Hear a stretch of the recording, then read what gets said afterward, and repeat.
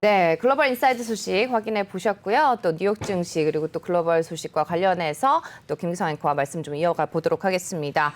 우선 FOMC 의사록이 공개가 됐습니다. 네. 시장은 일단 안도를 하는 것 같죠. 네, 그렇습니다. 그러니까 FOMC 의사록이 공개가 되면 테이퍼링 시점과 같은 데 대해서 뭔가 단초가 제공되지 않겠느냐, 힌트가 있을 것이다 이렇게 예상을 했었습니다만은 그렇지 못했습니다. 그러니까 FOMC 회의 6월 달 회의가 끝나고 난 뒤 제롬 파월 의장이 기자회견에서 밝힌 것과 큰 차이가 없다. 이런 분석들을 내놨습니다. 당시에 제롬 파월 의장이 뭐라고 얘기를 했었는가 하면 테이퍼링 논의를 시작할지를 논의했다라고 얘기했지 않습니까? 그런데 어제 의사록이 공개된 걸 보면 그것보다는 좀 자세합니다만은 결론적으로 말씀드려서 생각보다는 덜 매파적이다 이렇게 보는 게 옳을 것 같습니다. 그러니까 경기 회복이 예상보다 빠르다든지 인플레이션이 발생하고 있다 이런 데 대한 발언은 있었습니다. 그렇지만은 아직 테이퍼링을 서두를 필요는 없다라는 그런 지적이 대다수였고요. 그리고 또 연준이 이 정책을 갖다 실질적으로 변화시키기 위해서는 제시하고 있는 실질적인 추가 진전이 있어야 되는데 이게 아직 없지 않느냐 하는 그 부분을 지적을 했습니다. 그러니까 이것뿐만 아니고 이사록에 보면은 만약에 테이퍼링을 시작하게 된다면 미리 시장에 알릴 거다라는 그런 대목들도 있거든요. 그렇기 때문에 이런 것들이 시장을 좀 안심을 시켰다 이렇게 보면 옳을 것 같고요. 그래서 그런지 10년물 국채 금리가 말도 아니게 많이 떨어졌습니다. 장중에는 1.2%대까지 떨어져서 2월 이후로 가장 낮은 수준을 기록을 했거든요. 어쨌든 간에 지금 미국 시장 그냥 두 눈으로 보기에는 좀 어려운 것 같습니다. 네. 머리까지 써야 될 것 같습니다. 맞습니다. 또 지금 미국의 구인난 여전히 여전하다 뭐 이렇게 봐야 되지 않을까 싶은데 어떻게 그렇습니다. 보세요? 네, 그러니까 노동부가 발표하는 구인 이직 보고서가 간밤에 발표가 됐는데 그 내용을 보면 구인난은 여전한 걸로 나타났습니다. 그러니까 채용 공고가 920만 9천 건, 그러니까 4월에 비교해가지고 919만 3천 건이었거든요. 4월 그러니까 그것보다도 늘어났습니다. 그리고 일단 920만 9천 건이라는 게 사상 최고로 많은 숫자입니다. 다만 월가에서 어떻게 예상을 했는가 하면 938만 8천 건일 거다라고 예상을 했는데 그것보다는 좀 적었습니다. 그런데 과연 이 고용시장의 상황에 따른 임금 상승으로 이어지겠느냐 이걸 보려고 그러면은 이직률을 봐야 되는데 사실 이직률은 정확하게 이직률로 볼 수 있는 건 없습니다. 뭔가 하면은 퇴직률은 잡히거든요. 근데 그 퇴직률 중에 자발적 퇴직이 있고 해고가 있는데 이 자발적 퇴직을 이직을 위한 퇴직으로 보고 이 비율을 계산을 해내는데 이게 얼마로 나왔는가 하면은 자발적 퇴직률이 2.8%에서 2.5%로 낮아졌습니다.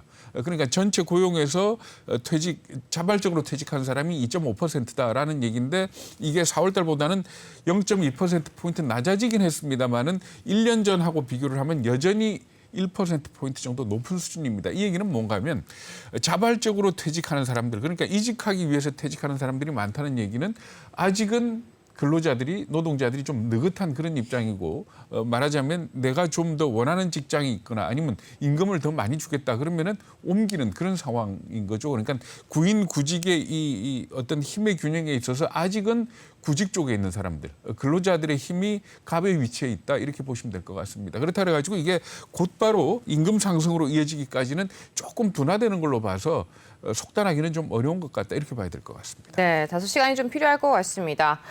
지금 또 증시를 두고 또 대표적인 비관론자죠. 빅쇼트의 영화 빅쇼트의 주인공입니다. 마이클 버리 일가 또 실존 인물이기도 한데 오히려 또 마이클 버리를 비판하는 목소리가 또 나오고 있다고요? 네, 그렇습니다. 가치 투자의 대가라 그럽니다. 그 애시워시 다모란 뉴욕 대학교 경영대 교수라고 이렇게 소개가 되고 있는데, 그러니까 뭐 이름 들어보신 분들도 있겠지만 어쨌든 간에 가치 투자 부분에 있어서의 굉장히 전문가다 이런 평가를 받는 사람인데 이 사람이 어디하고 인터뷰를 했는가 하면 머니 컨트롤이라는 데하고 인터뷰를 하면서 이 마이클 버리한테 대해서 직격탄을 날렸습니다. 뭐라 그랬는가 하면은 과거를 안다 그래서 미래를 아는 건 아니다라는 그런 식의 얘기를 했고요. 그리고 또 과거 그 금융시장, 주택시장이 붕괴될 때를 미리 예측을 해서 유명세를 탔고, 그리고 또 그것 때문에 영화의 어떤 그 모티브까지 되긴 했지만은 그때 그만뒀어야 된다. 아하. 이렇게까지 얘기를 했습니다. 그리고 지금 현재 거품이 끼어 있는 건 사실이지만은 2008년과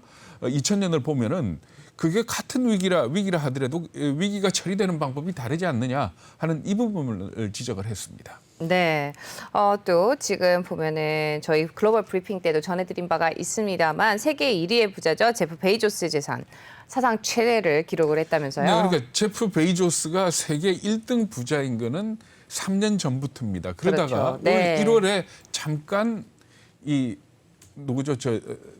이위. 테슬라의 일론 머스크. 일론 머스크한테 네. 잠깐 자리를 내줬었는데 3월 달에 다시 그 자리를 찾았습니다. 그러니까 테슬라 주가는 떨어지고 아마존 주가는 많이 오르면서 부호 1위 자리를 차지를 했는데 오늘 기사는 뭔가 하면 그 전체 자산이 지금까지 1등 부자가 가졌던 자산 중에 가장 큰 액수다 하는 그 얘기입니다. 그래서 네. 2110억 달러 우리나라 돈으로 따지면 이게 대략 엄청난 돈이죠. 뭐 이 2110억 달러로 계산이 됐는데 이게 간밤이 아니고 지난 밤입니다. 그러니까 4.7% 아마존 주가가 올랐을 때 얘기인데 네, 그렇죠. 오늘 또 0.57% 올랐거든요. 더 그러니까 올랐죠. 아마 2110억 달러가 아니고 거기다가 한 10억 달러 정도 더 보태줘야 올랐겠네요. 되는 네. 뭐 아마 그런 수준일 겁니다. 그러니까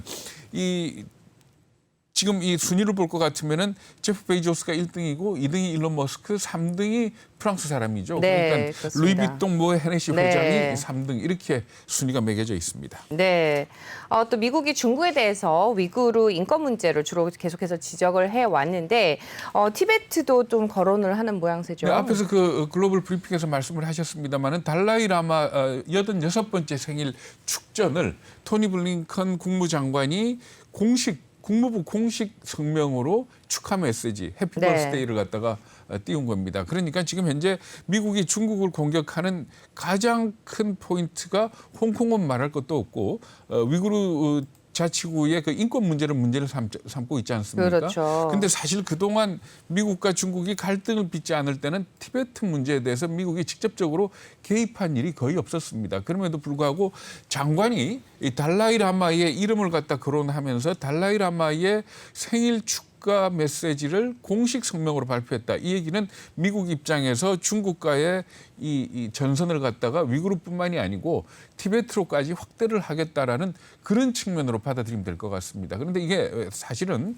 더 큰 문제가 있는 게 뭔가 하면 단순히 뭐 티베트를 놓고 달라이라마의 생일을 축하한다, 중국이 화낸다 이게 아니고 지금 현재 그쪽 지방들은 상당히 큰 화약고입니다. 왜 그런가 하면은 아프가니스탄에서 미군과 나토가 철수를 하지 않습니까? 네, 그렇죠. 이렇게 되면 그쪽 부분에 있어서 그 지역에 있어서의 어떤 안보나 치안 상황이 굉장히 위험해지는데 이를테면 미국이 티베트와 관련해서 중국하고 선을 그었다는 얘기는 아프가니스탄에서 활동하고 있는 탈레반을 비롯한 독립 세력들한테 힘을 실어줬다. 이렇게 볼 수도 있는 거거든요. 그렇기 네. 때문에 아마 이쪽 지역의 문제에 대해서도 좀 깊이 공부를 해봐야 될 것 같습니다.